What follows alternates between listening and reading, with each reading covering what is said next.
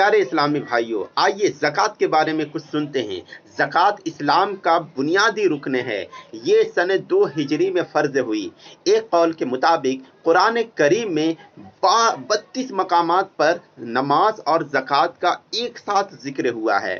پارہ 1 سورۃ البقرہ آیت نمبر 43 میں ہے، وَأَقِیمُوا الصَّلَاةَ وَآتُوا الزَّکَاةَ وَارْکَعُوا مَعَ الرَّاکِعِینَ۔ اعلیٰ حضرت رحمت اللہ تعالیٰ علیہ اس کا ترجمہ یوں کرتے ہیں، اور نماز قائم رکھو اور زکوٰۃ دو اور رکوع کرنے والوں کے ساتھ رکوع کرو۔ پیارے آقا صلی اللہ علیہ وسلم نے ارشاد فرمایا، زکوٰۃ اسلام کا پل ہے۔ اللہ پاک نے اسلام میں 4 چیزیں فرض کی ہیں، جو 3 ادا کرے وہ اسے کچھ فائدہ نہ دے گی جب تک چاروں ادا نہ کی جائے۔ نمبر 1 نماز، نمبر 2 زکوٰۃ، نمبر 3 روزہ اور حج۔